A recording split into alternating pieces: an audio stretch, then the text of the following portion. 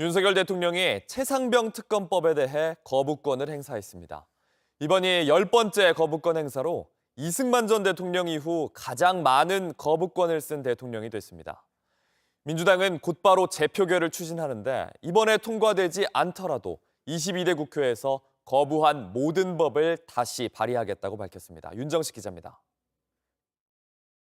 최상병의 안타까운 사망이 더 이상 정쟁의 소재가 되지 않기를 바라고 국회의 신중한 제의를 요청드립니다. 최상병 특검법이 대통령 거부권에 막혀 다시 국회로 돌아왔습니다. 윤 대통령은 지난 1월 김건희 여사 특검법을 국회로 돌려보내 가족 관련 특검을 거부했다는 비판을 받았습니다. 그리고 이번엔 본인과 대통령실을 겨냥한 특검법도 거부한 겁니다. 대통령실 고위 관계자는 대통령의 외압 부분에 대해서는 수사당국이 실체적 진실을 규명해야 할 부분이라며 제의 요구, 즉 거부권을 행사하지 않는 게 오히려 직무유기라고 반박했습니다. 대통령실은 야권이 특검법을 일방적으로 처리한 데다 이대로 처리되면 야당이 특검 후보자 추천권을 독점해 공정성 담보도 어렵다고 주장했습니다. 그러나 야당은 총선 민심을 거부하겠다는 선언이라고 비판했습니다. 국민의 명령을 거역할 뿐만 아니라 오히려 국민과 싸우겠다고 선언했습니다.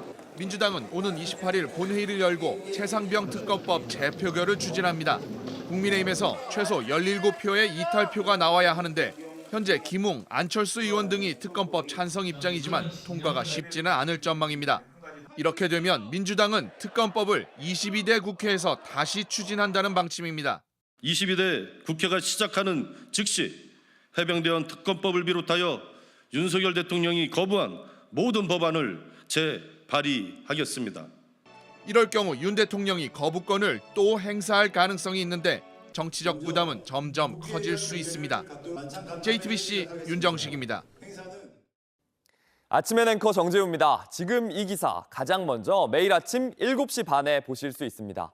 JTBC 뉴스 채널을 구독해 아침엔과 하루를 시작하세요.